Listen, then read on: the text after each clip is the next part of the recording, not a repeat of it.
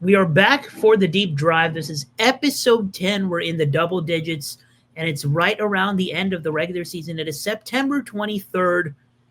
We got Max Goldstein as here as always, my co-host. I'm Ahan Rungta.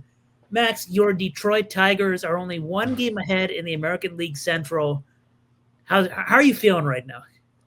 Honestly, I think I said this when we talked about the Tigers like a month ago. Like with Detroit sports, like they had a run, not as much recently, but like a few years ago, like it was the case that the Lions kept missing the playoffs. The Pistons were the laughing stock of the league. The Tigers missed it like 8 or 9 years in a row. The Red Wings haven't made it in forever. So like I got so used to my teams like disappointing me that like even like I just always expect them to somehow to upset me. So, but even I can't believe what the Tigers have done, and there's a real chance that we don't even make the playoffs.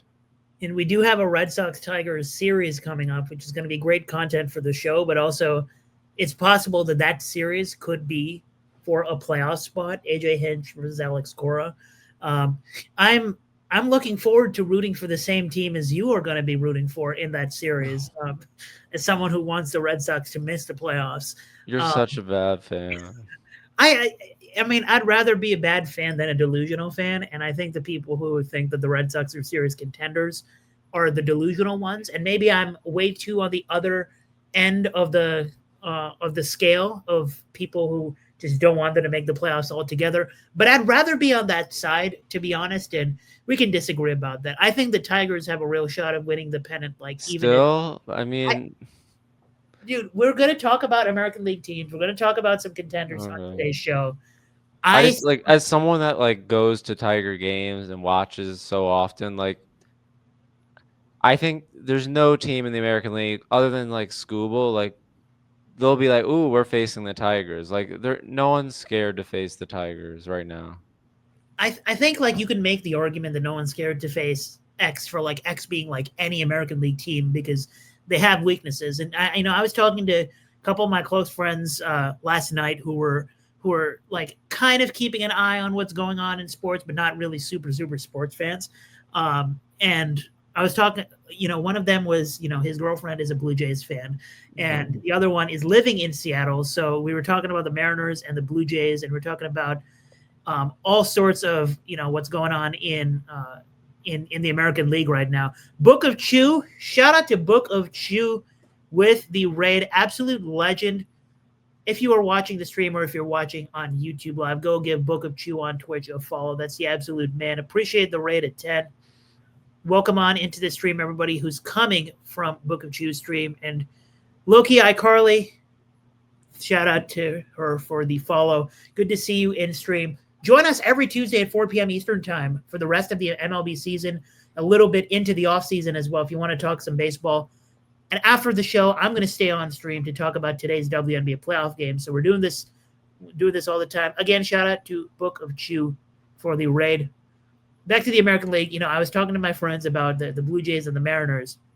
And while I was talking, like, I completely, like, while catching them up, I completely ignored the fact that the Yankees are also in the mix. But it is a legitimate fact that all of those teams are in the mix and have a chance at the American League pennant, whoever makes it, because there I feel like every American League team has a route to losing in the first, or any American League team who makes it has a route to losing in their first playoff series, and almost every American League team has a route to winning the pennant. There are no dominant teams, and I stand by this fact until I get proven wrong in the playoffs.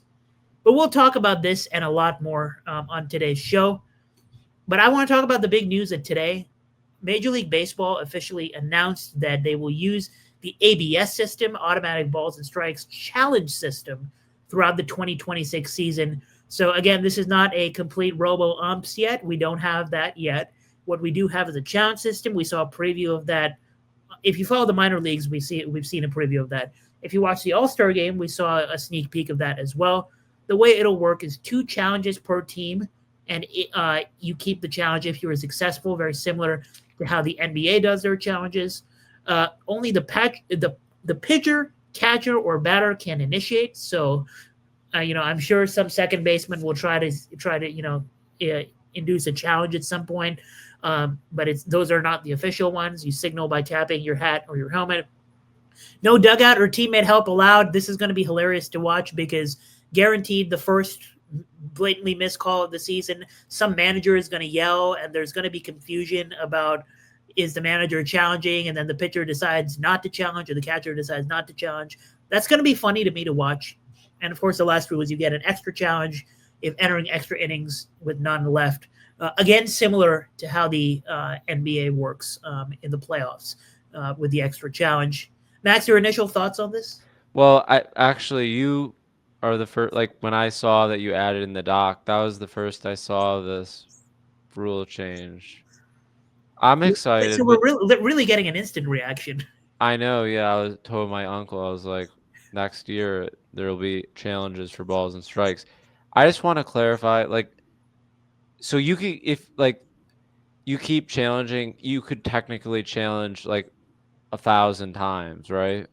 If you keep getting them right.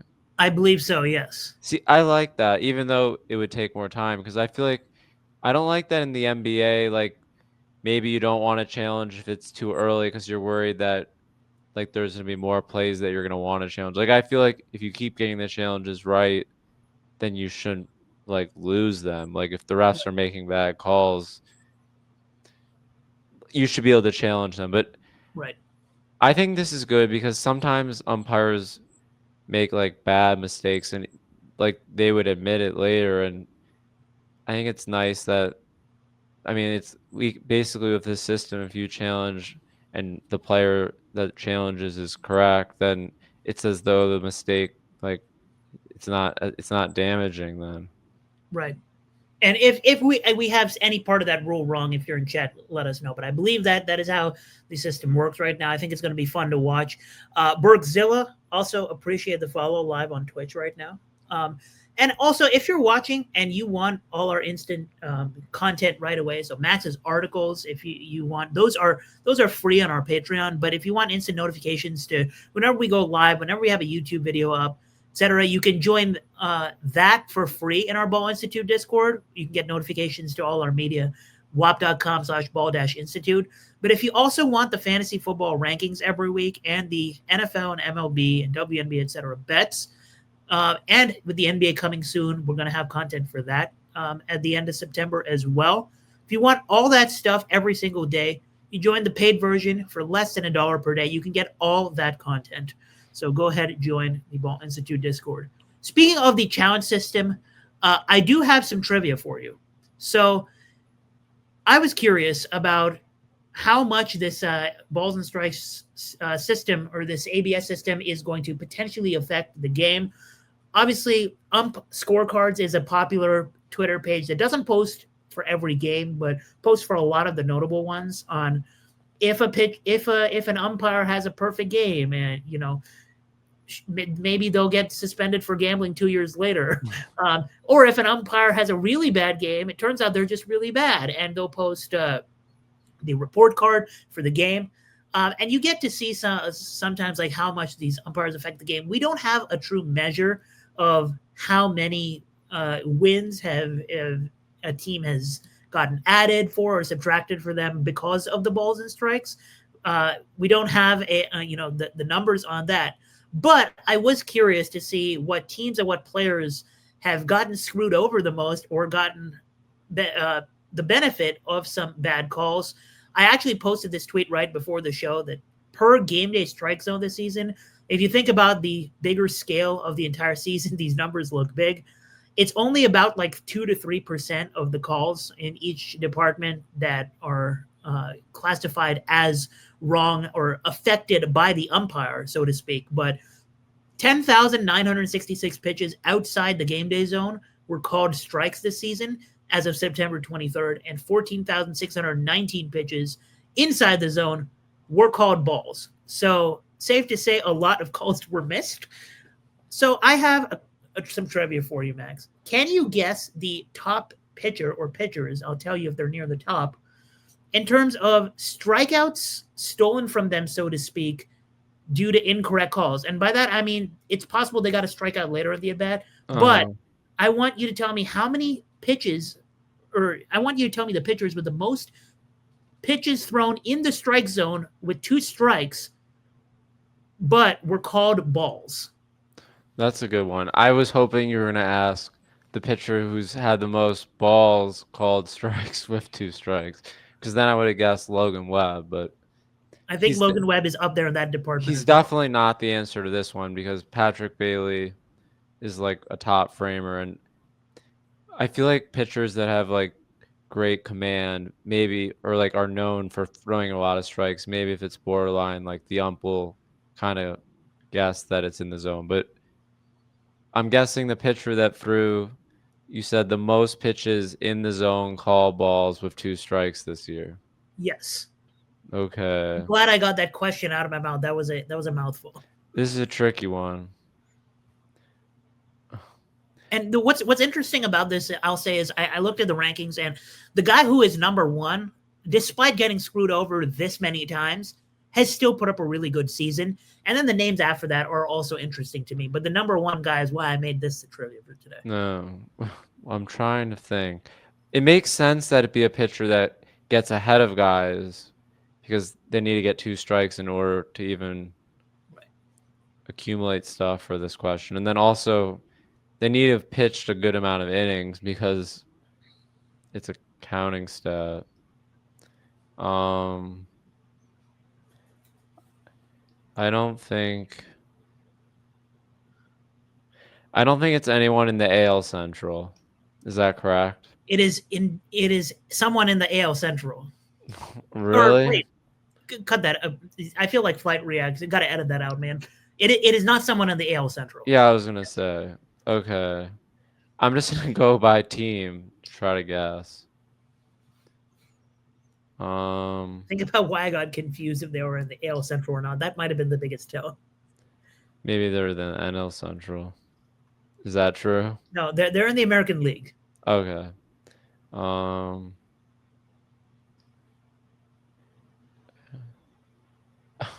I want to make sure that I maximize my likelihood of getting this question right. I can see that. I can see the gears turning. Like I have someone that I might guess, but I want to guess the right answer. I mean, you could Um, just say it, and I'll tell you where they rank. it's not a Mariner, It is indeed not a Mariner, but there is a Mariner in the top 5. really. Yes. Um, it's not a Yankee. It is not a Yankee, but there is a Yankee in the top 10. Um,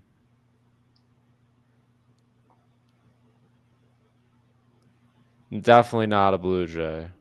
It is not a Blue Jay. Because I'm thinking like Kirk is an amazing framer, so That is a good point. There is a Blue Jay tied with the Yankee in the top 10, but it's not that. no. I'll tell you this. So Carlos Rodon, Chris Bassett, and Miles Michaelis are tied for number 10 with Drew Rasmussen. But Miles Michaelis having 15 strike threes stolen from him is pretty funny. Okay, so I'm gonna guess Framber Valdez. So Valdez has had I'm currently looking up how many such he's not in the top 10. So I'm currently looking up how many strike threes he's had stolen from him. I feel like I saw him get one stolen the other day, and I know So he's had 11 strike. So he's had 11 strike threes stolen from him, and that is good. It's tied with Tarek Skubal for number 38. So that's not such a good guess. Can you tell me the division, please? He is in the American League West. He's in the AL West. We said it's not a Mariner. I said it's not a Mariner, and I said it's not Framber Valdez. It's not an Astro, then. It is an Astro. I think you stuck with him on the answer. Is it really Hunter Brown? It is Hunter Brown. Hunter Brown has had 20 strike threes stolen from him.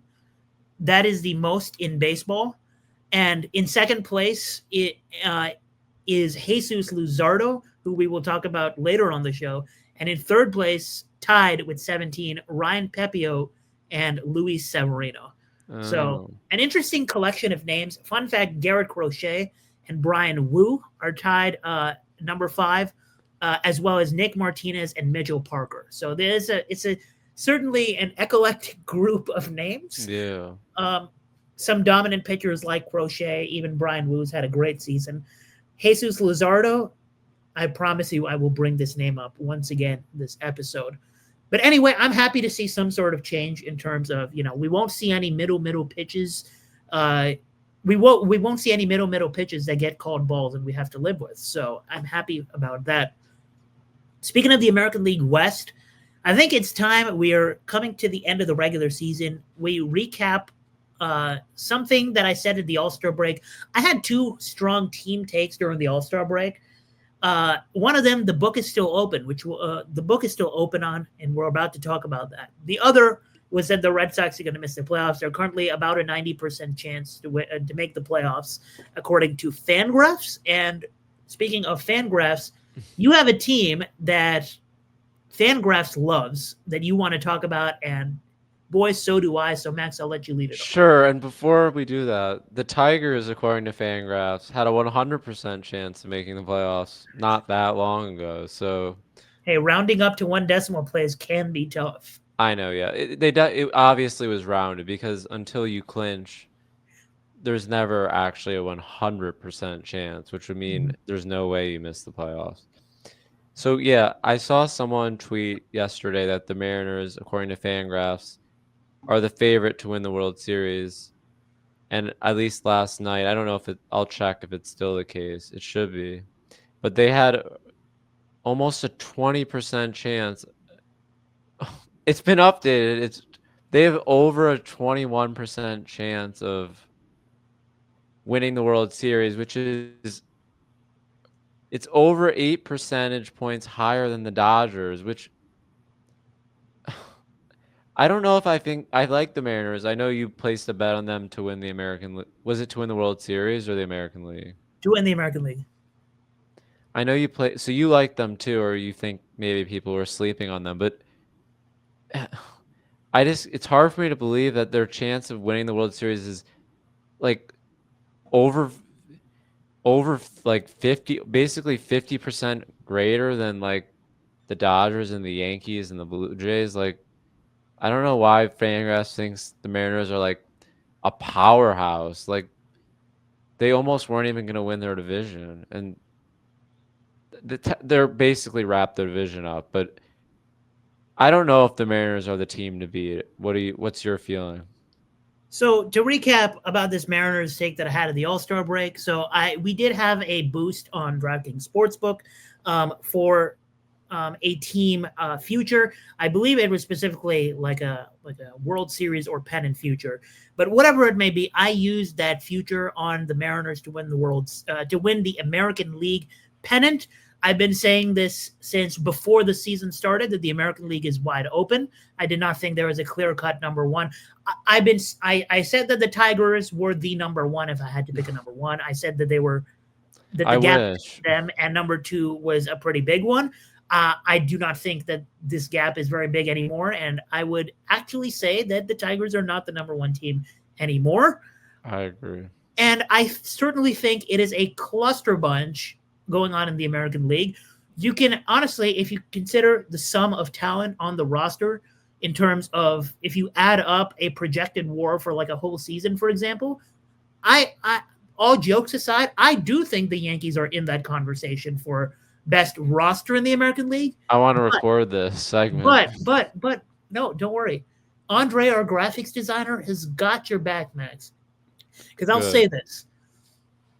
I will guarantee, not a Charles Barkley guarantee. This is my first guarantee. I will guarantee that there is a 0% chance the Yankees win the pennant, let alone the World Series.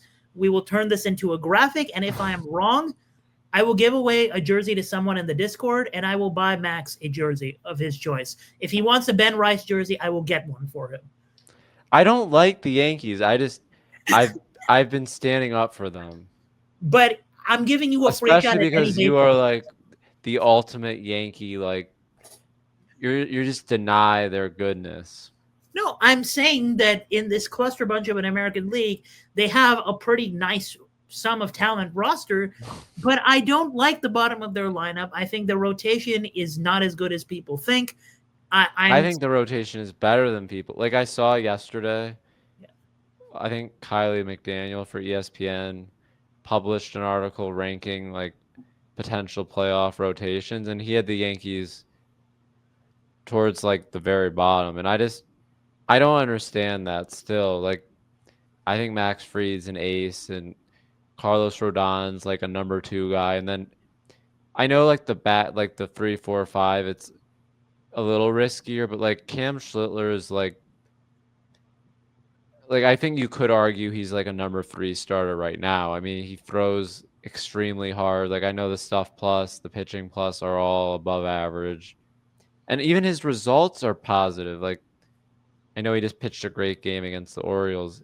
Like I hate ERA, but like his ERA is it's 3.27 and he's striking out 27%. So like he's your third guy. And then Will Warren is like gotten unlucky this year. Like he's probably close to an average starter. So and they also have the best bullpen maybe in the league and maybe the best offense. I still think the Yankees might be the best team in the Major League Baseball. Well, the guarantee has been placed. They're not winning the American League, and it'll be good content if they do, and it'll be better content for you and someone in the Discord winning a jersey if they win the American League. They are not making it back there. It's just not happening. But going back to the original point, when I placed a bet on the Mariners to win the American League pennant, I got with the boost a plus 800 price. For I'm pretty sure it was plus 800, might have been plus 750, but regardless, if it was plus 800, that is an implied probability that I'm buying of 11.1% to win the American League pennant, not the World Series, the American League pennant. And I loved that price. And 2 days ago, which was on September 21, for the first time all season long, we have a favorite in the American League that is not the Yankees, not the Astros, not the Tigers. It is the Seattle Mariners. For the first time all season, the Mariners are the favorite to win the American League pennant on the sports books. Now, we've gone back and forth and discussed like how Fangraphs percentages can be really weird sometimes. I mean, the Yankees are seemingly at this time of the year always number 1 to win the World Series. Now, I will say the probability, like I see why the Mariners have a higher probability than the Dodgers. It is because Fangraphs is probably low on the American League pool in general. And they think that compared to their competition in the American League in a playoff bracket, the Mariners have a really high chance of making it to the World Series, whereas the Dodgers may have to run into the Phillies, for example, and could be an early exit because of that. And so I understand why the Mariners, being what may be the best team in the American League, have a higher probability than the Dodgers.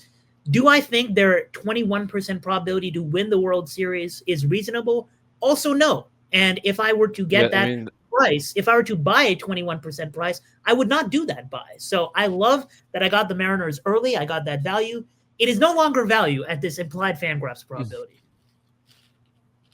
Yeah, I agree. I feel like 21%, but you do make a good point that like the teams that are most likely to win the World Series, it's not rank the teams by how good they are because you have to consider like their paths to get there. And like the Tigers, we're talking about the Tigers, like even though the Tigers have a lot of the same players that they did a couple months ago, the Tigers are not going to get a bye anymore unless like the Mariners lose a bunch and like the Tigers might not even make the playoffs, but they're not going to get a bye likely. So that means the Tigers have to win 4 rounds to win the World Series versus 3, which that's a massive difference. So like the fact that, like you said, the Mariners are now probably going to get a bye. Like I know people have said, oh, the teams with the bye lose more. Like there's no way that it's worse to like win your first round by default. Like I don't understand how fans convince themselves that we actually should maybe take a chance to be eliminated in the first round just so our players don't forget how to swing and pitch. Like they could play simulated games if they really want to. Like right. Dr. A-Day is in our Twitch chat. Did I miss WNBA? No, I will stay on after the baseball podcast and talk WNBA. We're still talking baseball right now. And going back to the Mariners point, so, I mean, let's talk about this Mariners team a little bit. So in the second half, so since the All-Star break, so since I placed that bet at the All-Star break, The Seattle Mariners offense ranks number 9 in hard hit percentage, number 4 in fly ball rate. I've talked before about why I think this is important. If you elevate the ball, there's a higher likelihood that you will hit home runs in the playoffs. Home runs are important. You're most likely not going to get 12 singles in a row against good pitching. Home runs are important. I believe the number is still at over 70% over the last 10 years in the playoffs. The team that hits more home runs wins the game in the playoffs. I know this is also a high percentage in the regular season, but it spikes in the playoffs like a drastic amount, which is the significance of this stat. Obviously, it's going to, if you hit more home runs, you're more likely going to score more runs. But this magnifies in the playoffs. And I really like rosters that hit the ball out of the park, even if they are hot and cold. And that's kind of what the Mariners lineup is. They're number 8 in WRC plus since the All-Star break, but I think a lot of what we discussed with Eugenio Suarez applies to a lot of this Mariners lineup, which is when he was up for trade at the deadline, we were like, the floor for Eugenio Suarez is really low. And when he got traded to the Mariners, we're like, look, we told you Eugenio Suarez is not going to, hit at 130 WRC plus, the rest of the season necessarily. But now he's hot again, and now he's hitting home runs again. And it's really an ice cold, red hot situation with him sometimes. And that is the case with hitters like a Jorge Polanco, like a JP Crawford. Like, they're red hot right now. Julio Rodriguez is potentially, arguably having his best season yet. He has had some really, really cold stretches. So the floor for this lineup is really, really low. And if they get eliminated early in the playoffs, it's probably because they lost some 1-0 games. Where their identity is their pitching. And despite George Kirby not having, the best season because he was injured, he came back, he started walking some people, which is very uncharacteristic of him. This rotation still has a conversation for best in the playoffs. Once they get there, they're in that conversation for sure. So in the span since the All-Star break, the Mariners rotation ranks number 8 in fielding independent pitching, number 2 in skill interactive ERA, and the bullpen ranks number 4 in FIP and number 4 in Sierra. Andres Munoz, in case you missed it, when he's not tipping his pitches, he's really, really, really good. And FanDuel has the Mariners with the 3rd best odds to win the World Series and the best odds to win the American League right now. Max, do you want to add anything about this team? I still like them, but like I acknowledge with the rest of the American League, their floor is low, their ceiling is really high. Yeah, I mean, I think you summed it up pretty well, but they definitely have like their top 3 stars, Logan Gilbert, Brian Wu, and George Kirby. Like, that's a really nice top 3. Like, Luis Castillo, he's not bad, but like he shouldn't be the 3 that I just said, like those are gonna probably be their opening 3. And then I forget who's their 5th starter. It used to be Emerson Hancock when I was an Emerson Hancock truther. Now he's in the bullpen. Right. Their 5th starter, actually, I guess Bryce Miller had come back from injury. He's not really pitched well this season. He's not striking as many people out, and he's walking more people, and he's giving up a ton of home runs. So he's probably the odd man out. Probably, maybe they'll try him out of the bullpen. I don't know. But like you said, the offense is pretty good, and the bullpen, they have Munoz is a great closer. But like the fact that the Mariners are the favorite to win the AL, like I don't feel like they're that great of a team. So like I agree that the truth is the American League, the gaps between like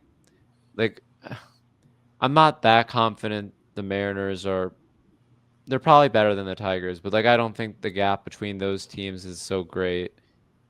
And the Mariners are the favorite, and like I don't know. You know what I'm saying? Like, yeah. Are you positive the Mariners are like better than the Tigers? Like, I feel like it's almost anticlimactic for me because like when the 2018 Nationals won the the 2019 Nationals won the World Series, it's confusing when my American League team and National League team went back-to-back World Series. But in 2019 when the Nationals won the World Series, it was like I was like, as the kids say, standing on business since spring training that the Nationals are World Series contenders.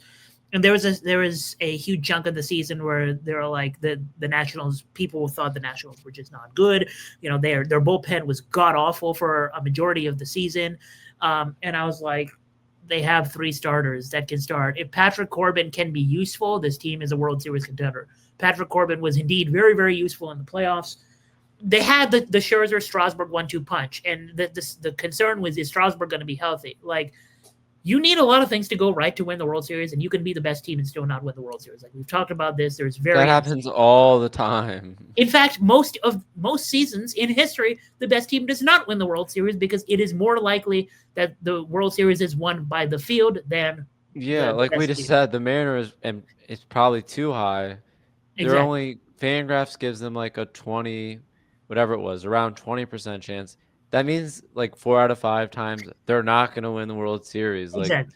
people shouldn't then say Fangraphs, they're idiots for having the Mariners number one. Like, usually the favorite doesn't win if you're talking about a tournament, just because there's like so many other ways that they don't win. Like, there's Right. the other people could win. Exactly. So I feel like it's anticlimactic for me because I kind of wanted the Mariners to go under the radar and slowly get to the playoffs, win a series, and people are still sleeping on them. Win a second series, they'll be like, are they legit? And bippity boppity boo, and they're in the World Series, and my ticket is cashed. They're gaining all this hype. There's this steam now, which like from a mental perspective, like I don't want. I want to be alone on this Mariners train. People are hopping on now, but it's fine. You can hop. You can be on the train with me now. But if you saw my bet at the All Star break, like that I've been on this train much sooner. And again, the floor is low, the ceiling is high. But that's why we play the game. That's why we're gonna have a playoff run. And like sports are not fun when you know who's gonna win, right? So we do all the I we do wouldn't this mind podcast. if I knew that the Tigers were going to win today. Sure. I mean, I know that the Red Sox are not going to win, so we're speaking a little bit of a different language. But regardless, we're gonna have some pretty spicy podcasts like during the playoffs for that reason. But those are our thoughts on the Mariners. Before we get to our main entree for the show, Max, I hear you have trivia for me. Yes, I do have a trivia question, and this one, there's a chance, like probably a higher chance than usual, that you'll actually get this one right. But I Okay. just wanted to highlight these. There's two players, two qualified hitters this season that have at least as many walks as they do strikeouts. So your goal is to try to guess. One of these hitters has exactly as many walks as strikeouts, and then the other one has walked more than he has struck out. I'll guess the guy who is always a contender for this list, Juan Soto. Soto is close, but he's not one of the two. But here, let me see exact. He's walked 123 times, but he's actually struck out 10 more times than that. So Oh, fascinating. Is this last like year Juan he Soto's first actually, year? Is it like first year in a long time where he doesn't have? That's yeah, you're interesting. right. I think he had 4 or actually 5 straight years with more walks and strikeouts, but he wanted you to be wrong this year, so he actually struck out more than he's walked. Interesting. We got a judge guess in the chat. I would be shocked if that's a correct guess. It's wrong, even though Judge is probably the best hitter in the league. Just because Yeah. Judge, he strikes out too much for this to be. Yeah. He still Fair enough. strikes out. I think.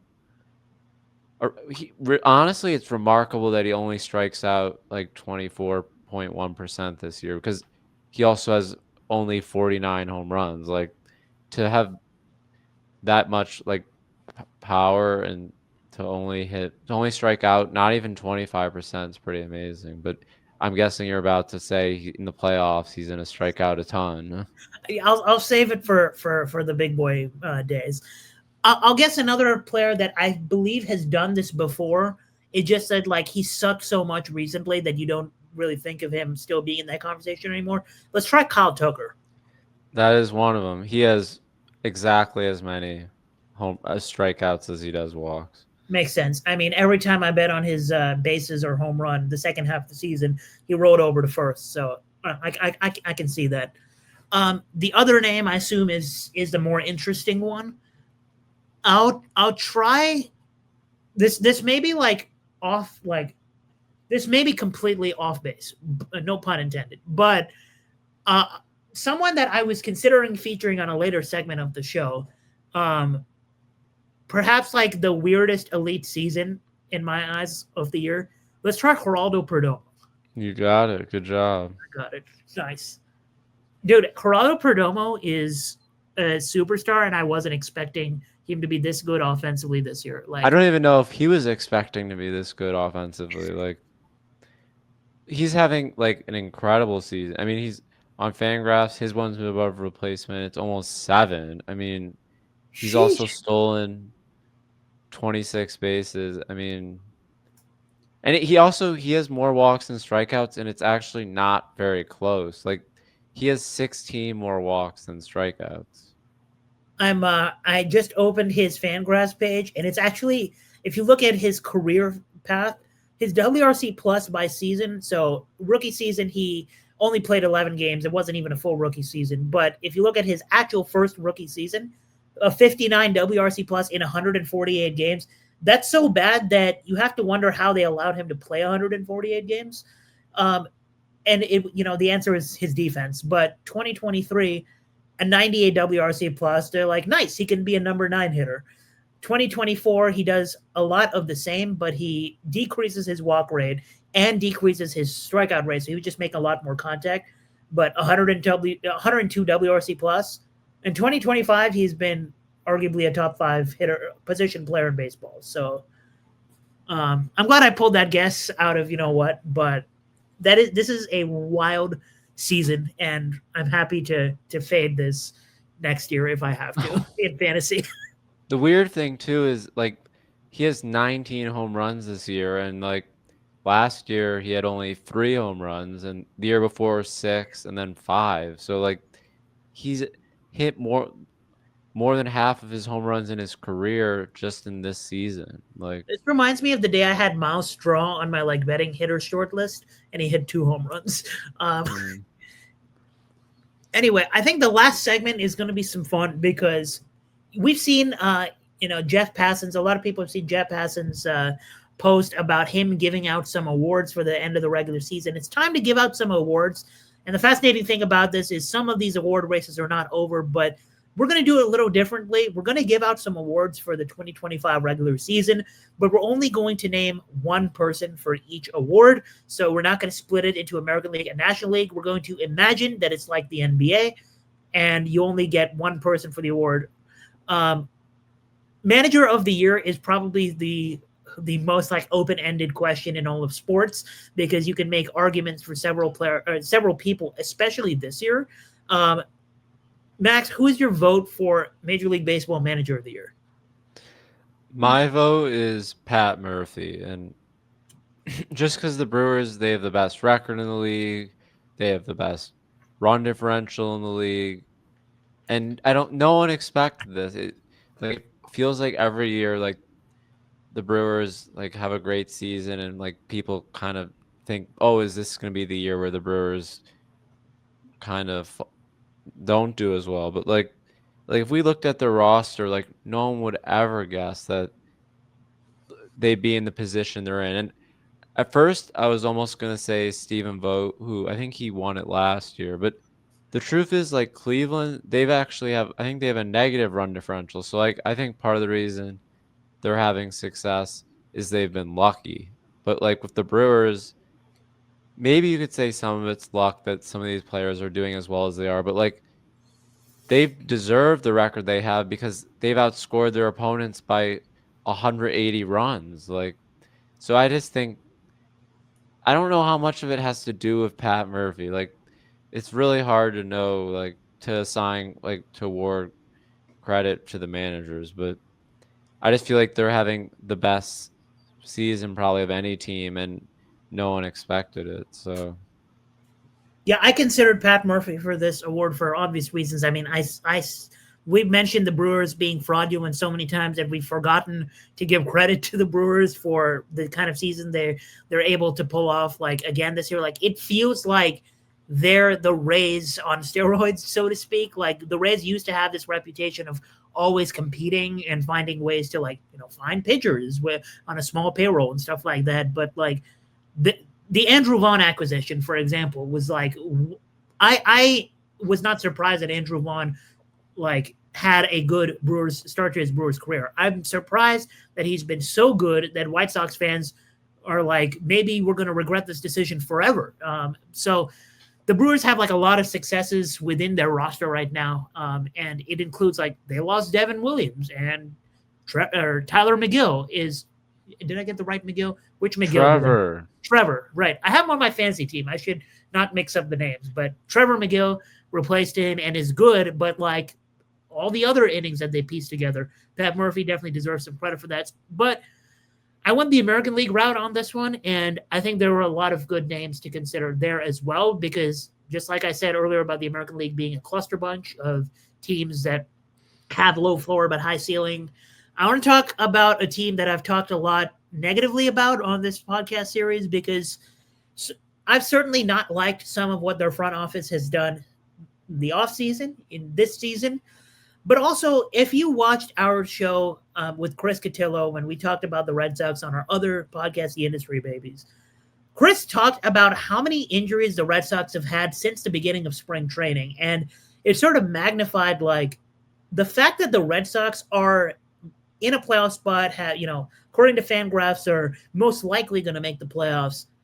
The fact that the Red Sox, with the kind of product they've had to put out this season, are in a playoff spot right now is kind of ridiculous. Like, we've talked about, Garrett Crochet is an ace, and that was a good acquisition by the Red Sox, a necessary acquisition. If the Red Sox are to be contenders next year, part of the reason is because they have that ace in Garrett Crochet.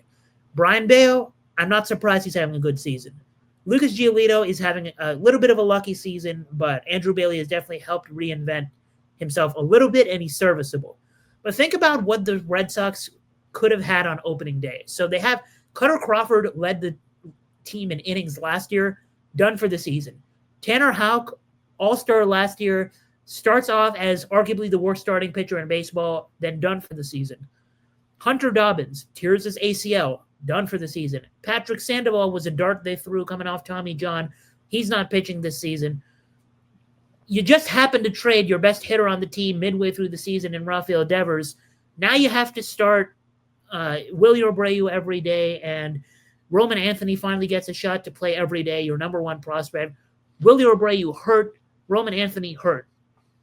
And I know there was a broadcast the other day on Apple TV where the broadcast caught a Red Sox fan saying, "How do we have this guy on the team?" And it was on a hot who is that about again? And that was about David Hamilton. And I Poor agree. David Hamilton. Poor David Hamilton for sure. Like, I've met the guy, very nice guy. I feel bad that David Hamilton got yelled at like that. But also, Nate Eaton hit a home run that day. Nate Eaton starting games for a playoff hopeful is wild to me. Just think about like what the Red Sox have had to put out on the field this year due to not just the Devers trade, but the injuries. And then you go like more into the pitching. Justin Slayton was the second best reliever on the Red Sox to start the year after Aroldis Chapman. He gets hurt, and now the Red Sox don't have a bridge guy. Alex Cora has found a way to piece together innings and not blow nearly as many saves as the Red Sox used to in the past, with no reliever that you could put a stamp on being elite other than Aroldis Chapman.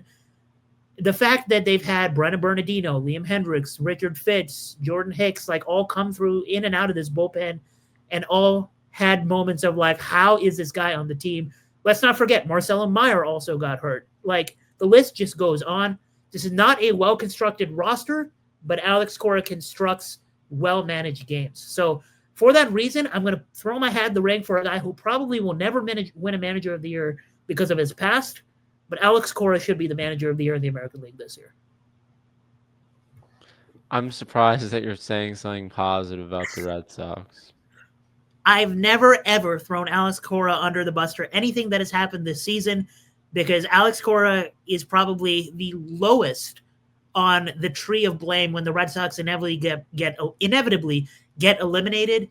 And I know Boston media is going to be like, are you moving on from Alex Cora? And I'm telling you in advance, that is the dumbest possible thing you can complain about when the Red Sox get eliminated. Uh, let's talk about a more unanimous award, Rookie of the Year. The National League, the betting market is still open. Cade Horton is the leader in the clubhouse for the National League Rookie of the Year. But I think we can agree that Nick Kurtz is the Major League Baseball Rookie of the Year this year. Absolute dominance from start to finish. When I say start to finish, he actually started off cold, but like nobody cares about his first like 15 games or so, because he's been so dominant that he's in the conversation for one of the best offensive rookie seasons we've seen in this generation. A 4.2 F WAR or Fangraphs WAR, and 168 WRC plus. And oh, by the way, he wasn't on the opening day roster. So Nick Kurtz is our Major League Rookie of the Year. Do you want to add anything more about Nick the man, 4 home run man? Just Kurtz? about like the bad start.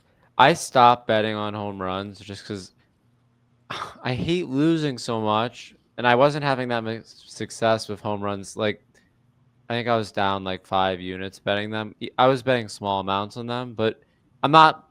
I don't know if it's because I'm bad at doing it. It could just be like I remember sometimes I would bet on someone and then like the ball would hit the top of the wall, or I'm getting so like PTSD just from listening to this. I don't know. But I just like whenever I place it, like I think it's probably gonna lose, which is usually true. So like I just think it wasn't the bet for me. But early on, I was doing well, and I remember I bet on Nick Kurtz once hit a home run at the A's stadium or whatever against Kyle Hendricks, and the odds were like plus 680 or something, something incredible. Like now, if that rematch was gonna happen, it'd be like plus 200. So that was fun.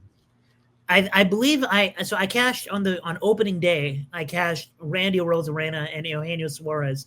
I took them straight. I took them as a parlay, and Eugenio Suarez that night was plus 680. I'm pretty sure. So how times are changing. It's good to be ahead of, and in a very up and down betting season for baseball. To me, I've actually had more success with the home run market than any other market, which so we're kind of reversed in that way. And yeah, I bet on Nick Kurtz the other day at plus 330, and I do remember the good old days when he was plus 680.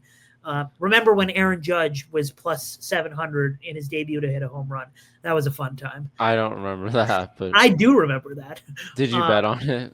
I did not bet on it, but I'm such a sicko with betting on sports at this point. I do it every day that I remember things that I probably shouldn't remember. Speaking of unanimous awards, Max, do you want to tell us why Tarek Skubal is easily the Cy Young of Major League Baseball?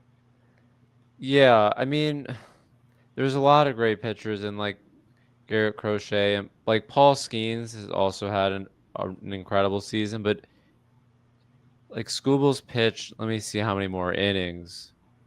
Because I think that's part like I guess it's really not that many more innings. Skubal's thrown only like 8 more innings or not. I don't want to do math. Thrown He's thrown a like lot of seven. He's thrown games. like 7 2/3 more innings than Skeens, which does matter. But he's also been like so good. He doesn't give up many home runs. He barely ever walks people. He's striking out over 11 batters per 9 innings, and he's not giving up runs. And the Tigers win like close to 75% of the games that he starts. So, and like according to my predictive metrics, like he's been the best starter. There are other great stars. I'm biased, but I agree with you that School's been the best this year. But I'm definitely biased. So I think it's pretty telling when someone wins an award and they are by far the favorite to win the award the next year at this point of the season, because we know about voter fatigue, right? And it's going to happen that people lose out on MVPs even if they deserve it because they won the award the previous year. And it's just so unquestionably Tarek Skubal. And Paul Skeens has a 2.03 ERA, and like he has a career Major League Baseball exactly 2 ERA, by the way, in the big 2.025, which is just senile stuff. But they are managing his innings to a certain extent, which is why you got to give credit to a guy like Tarek Skubal, who has to carry a pitching staff at some points of the season. They have to have him, go 110 pitches sometimes because they're trying to win this division. They're trying to hold on to their playoff spot. There was we talked about that Sunday night baseball game where they took Tarek Skubal out early, and one of my points to that thesis of taking him out early was the Tigers have the division locked up. Like they don't need him I to go. think it's your fault. It is definitely my fault that I definitely caused the Tigers collapse. Yeah. If they don't make the playoffs, my face will be on the streets of Detroit. I know this, but But gotta give, honestly, I don't think anyone could blame you because the Tigers were probably like 13 or 14 games ahead. So like there was no reason to think that they would blow this. But like this as like someone that's followed sports forever. Like until like you've clinched the playoffs, like there's always a chance that you could blow it. So I became a fan of the Red Sox in 2011. I rest my case. Some fun bonus awards before we close out the show. These are just ones that I want to talk about just to make a point. Favorite trade deadline acquisition. These are personal favorites. I certainly added this to the show just because I wanted to start. It's it's the end of the regular season. We got to start recapping some takes, right? I make fun of my bad takes a lot. I make fun of some of your bad takes, but the fact that we've had so many good takes, we got to start catching up on those. Both of us have had so many good takes. At the trade deadline, I know Phillies fans did not like that their big acquisition was Harrison Bader, and I was quick to Twitter to say, like, yes, some bad ball regression is due, but I tweeted that Harrison Bader is my favorite contender ad of the deadline so far. At the time, he had 117 WRC plus with elite defense. He then went to a lineup with a lot better protection. And, at the time, guys like Trey Turner were also healthy. And he ranked in the 70th percentile or better in barrel rate, bat speed, outs above average, which accounts for range as a defender, arm strength, and sprint speed. And he did not cost a top 10 Philly prospect in the package. So they got an outfielder who is just good at everything without giving up one of their top prospects. And I feel like Philly fans were quick to call this Austin Hayes 2.0. And I was like, the difference is that Austin Hayes was not a good player and Harrison Bader is. So that's a key difference.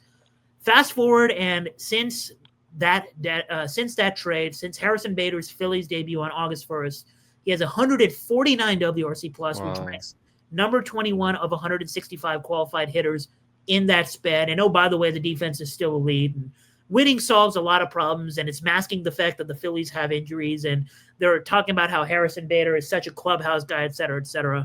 But the fact that he has 149 WRC plus, like, can we talk about the fact that he's been an elite hitter? Like, when you are good at baseball and you get in a better environment to hit, surprise, surprise, you're a really good player. So Harrison Bader is my favorite trade deadline acquisition. I'm standing with what I said when he was actually acquired. yeah, you were definitely right about that being. I mean, I don't even know if you thought he'd be this incredible, but he's definitely an important part of Philly's team now, especially with. I don't know when Trey Turner is. Do you know when he's due back? The hamstring thing, they're saying like he's out day to day, and they're gonna decide by week to week. But I never understand these day to day tags because it's never actually day to day. So I know they should tell us. They need to give us very clear information. Yeah, we deserve it. Yeah. My favorite trade deadline acquisition. I don't necessarily think it was like the best move, but just like I'm picking like favorite as in just the one I liked the most. Like not necessarily the best one, but I like that the Astros brought Carlos Correa back. I mean, he was pretty clearly like a player that like with the Twins, he was having a tough season, but like I think some of it was health and stuff, but like Correa won World Series with the Astros. I just like that they brought back because baseball's also it's a business, like more than anything. So I just like that they brought back someone that the fans all love, like a favorite. Like I wanted the Tigers to bring back Verlander, which maybe they're wishing they had done that now. But I just think like that was a move that like probably a lot of the players that used to play with Correa would like, and he's actually been good with the Astros too, or at least better. I know that he's been hitting. I think he's been hitting second for them some. And let me see his stats with the Astros. And it was mostly just that they paid for him basically to come back. They took on some of his contract. He hasn't been like spectacular with the Astros, but in like 200 plate appearances, he's been worth 1.3 wins above replacement on Fangraphs, and his WRC plus is 116, which isn't like what it was in his prime with the Astros, but he's still been a good player with them. So I mean, they're definitely happy to have him back, and I think like the fans definitely had to be excited when they made that move. Yeah, I mean, I didn't even think that this was the best Astros acquisition of the deadline, and I agree with you that I really liked it from a lot of perspectives. I like the Jesus Sanchez move a lot, and he's been up and down, but I stand by the fact that he could potentially be a big part of the Astros playoff run, especially with no Jordan. They have to make the playoffs too. Them and the Tigers are both like making it really interesting, and probably I don't know if they both. I guess they both can make it, and Cleveland could not make it. I wouldn't mind that, but there's another team that's still in, that could fall out of the playoffs. Just letting, just saying. You're really the Red Sox. It's possible, but the Tigers and Astros are probably in a little worse position. Yeah. I'm not going to yap more about the Red Sox, but you know what I will yap about is I think it's pretty funny the duo of players we have for this final bonus award, which is favorite good season. I didn't have a good name for this, but favorite good season masked by results. And what this means is players who are way better than their overall results, their TV stats, so to speak, show. And I think you're going to name someone that we've talked about multiple times on the show, and my name is pretty related. Yeah, we both came up with Phillies because we both wanted to pick. We didn't want to pick the same team, but we always seem to do that. Right. I'm just checking. Since I had talked about how Max Kepler is actually a good hitter, it was August 5th, which was like over a month ago, but he has a 129 WRC plus. Since I mentioned that, he's not playing. He sometimes sits against lefties, but this is someone that hits the ball well. Like his expected weighted on base average is over 40 points higher than his actual one, but it feels like that's always the case with Max Kepler. But someone is going to sign Max Kepler next year because of the underlying results are like positive. His barrel percentage is above average. His average exit velocity is above average. And the big thing for me is he doesn't strike out that much, like 19%. He actually walks over 10% of the time. And his defense isn't even like it's close to average. Like I think this is a good outfielder that just I know for a fact that he's had home runs robbed this year. Like he's been better recently, but like his 89 WRC plus, it's disrespectful to like what he's actually done this season. So that's I wanted to talk about Max again. So I mean, if there was someone named Ahan in Major League Baseball, I would want to talk about them too. But certainly, like I love maybe these one players. day, maybe one day there'll be an Ahan. I certainly like love when we can find players who the fans think suck and they go off just at the right time in the playoffs. I'm afraid that Mookie Betts is going to be one of these players because he's gotten hot at a very convenient timing. But Max Kepler has had a pretty funny season. You know who else has had a pretty funny season on the Phillies? Is Jesus Luzardo.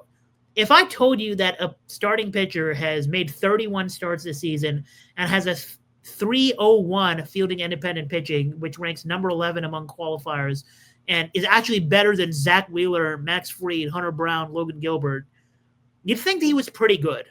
If I told you there was a pitcher with a 4 ERA, you'd think he's pretty mid.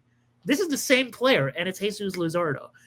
His fielding independent pitching, like I said, 301, it's actually one of the best in baseball, and it's actually the best in his career if you discard the 2019 where he had 6 games pitched.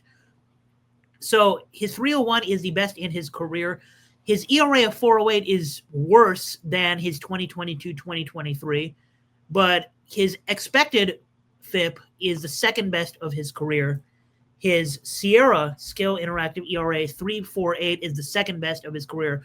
So he's having actually one of the more dominant seasons of his career, but because of his ERA, he's gotten super unlucky. People think he's not good, and he's given up some big home runs in some big spots, and we get that. Like, maybe he doesn't have the clutch gene, but the sample Who size can of clutch when that gene? happens, is just not telling. It's not statistically significant. This is a really good pitcher. It's one of the reasons I think the Phillies can still win the World Series even without Zach Wheeler. It's why I think the fact that they can start Jesus Luzardo with confidence in a playoff start, like I would be very, very confident if Christopher Sanchez and Jesus Luzardo were my 1-2 punch in a playoff series. Like I love that for the Phillies. I think their offense is already arguably the best in baseball. And the fact that the guy that everyone doesn't trust has a 301 FIP, like that is my favorite pitching season so far. It just so happens he's on the Phillies. It's not my fault that he's on the Phillies. There's a reason. It's circular reasoning. I'm picking the Phillies because they have players like this. It's not the other way around. So Jesus Luzardo and Max Kepler both dominating the playoffs would be so much good karma for everybody who doubted both of them, and it would be Yes. great for the brand. And also, like, I don't know if they're gonna start him in game 2, but like, I think you could make a good argument he's actually better than Ranger Suarez, who's also a good pitcher. 100%. I agree with that. I think it's only right. We won't yap too much about it because the show has been on the longer side. Cal Raleigh and Aaron Judge, as of today, are a pick him to win the American League MVP. Max, you go first. Who should be the pick, and do you think it's actually going to be that guy? Honestly, like I was trying to like pick who I wanted. Like I understand why it is pick 'em because they're both having insanely good seasons and like on Fangraphs, which I know people criticize baseball references wins above replacement for catchers. So I was looking at Fangraphs. They're really close in terms of wins above replacement. Judge is definitely the better hitter and has been the better hitter, but Cal Raleigh also catches not every day, but he's a catcher, which like catchers often stink at hitting. So like it's incredible that he's hit almost 60 home runs and he's doing it playing from behind the plate a lot. And I still think Cal Raleigh, I don't know who I said before, but like the fact that Judge has won the MVP, Judge won it last year. I don't know if he won the year before that too, but like I feel like they're gonna want to give it to the catcher. So my pick is Cal Raleigh. I honestly don't know who deserves it because they both have been about equal in terms of value, and I think the fact that it's pick 'em, like that's why it's such a hard choice. I think the fact that it's pick him is kind of telling because a lot of the action is coming in on Raleigh recently. And the fact that he still has a Coors Field series on his schedule remaining, and realistically, because it's Coors, the 63 home run milestone is technically still within reach. The fact that Cal Raleigh is not the favorite means I think Aaron Judge is going to win MVP. Mm. And again, like I agree with you that you can argue for both. And you mentioned how like catchers usually suck at hitting. Well, I found it pretty funny that Austin Hedges was asked about the Cal Raleigh MVP case the other day, and he was just like, he's a catcher and he's doing this, he's MVP. I can certainly see from his vantage point how Cal Raleigh's season is like, unfathomable. On the other side of the spectrum, I saw like Giants fans saying this, like Cal Raleigh is not even close to what Buster Posey did in 2012. Like, relax. Like, we get it. Like, he's DH some games, but you can't throw away the fact that he ranks 89th percentile in framing and 73rd percentile in caught stealing above average. So this is not a catcher who's just back there doing nothing. He's had a pretty solid defensive season, and the only thing he struggled at is blocking, but sometimes you trade off, the framing and the blocking stuff. Yeah. So the fact that he's not a terrible catcher behind the plate, like, it is really, really like surprising what he's doing. And if if you lived in the Ken Griffey era and someone told you that like one day someone's going to break Junior's record for the Mariners, and oh, by the way, it's going to be a 235-pound catcher, like no one would believe you. So the fact that he's doing this, like the modern era of baseball is just great. I think Aaron Judge is going to win this MVP. I think it's going to be a kind of a reverse situation for those of you that watch the WNBA, how like Asia Wilson won MVP, even though Nafisa Collier had the better season for probably 80% of the season. And then Nafisa Collier gets hurt for a few weeks. And then in that span, Asia Wilson gets red hot.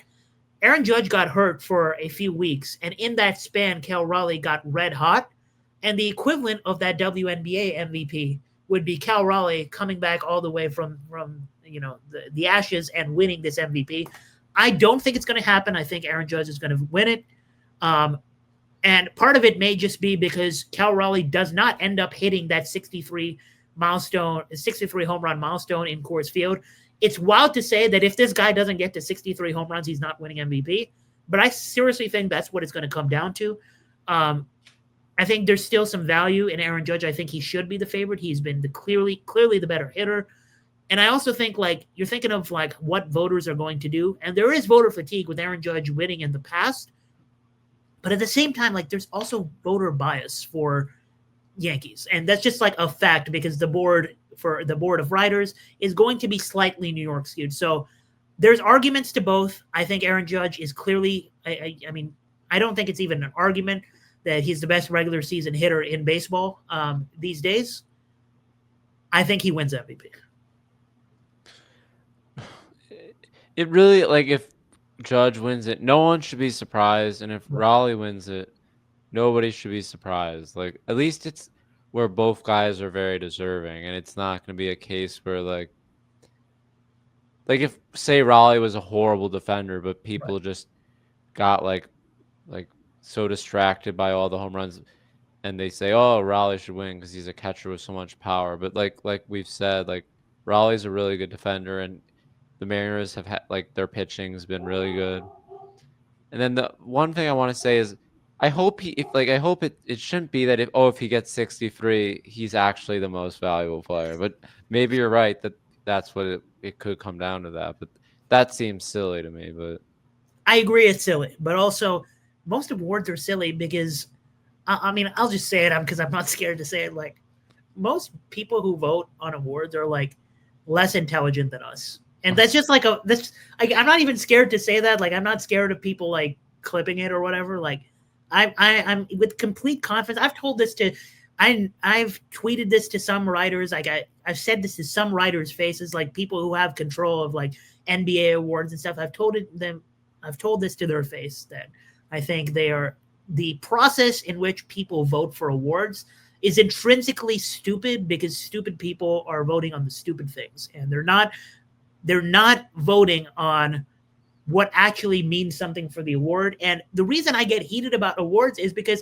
it means something to the players, because career accolades, contract incentives, etc. Like, this stuff is important. Like, it's important to the players. It's important as a fan that players get recognized for what they do. But the fact that we have such a close MVP race, literally a coin flip right now, is pretty fun. And it wraps up episode 10 of the Deep Drive. I think this is our longest episode yet. I'm going to let Max go enjoy his holiday, as well as let him call his sister, who has a birthday today. Shout out Max's sister. We will see y'all next Tuesday at 4 p.m. Eastern time for the final regular season show of the Deep Drive. Until then, we'll see you in the Ball Institute Discord, wap.com/ball. This is the final regular season one. Oh, I am what you call a dumbass. I hope that, like, I don't know even if I hope that we have a conflict for the next one, because I don't know if the Tuesday is the first day of the playoffs, and I hope that the Tigers are in and that I can't even do the show of you because I'm at the game. Potentially a rescheduled podcast. We'll discuss it. You can follow both. Again, follow Max if you don't already follow Max, because some people don't follow Max. I know that. Follow Max on Twitter. Follow me on Twitter. Be in the Ball Institute Discord. We'll see you whenever the next episode of the Deep Drive is to talk playoffs.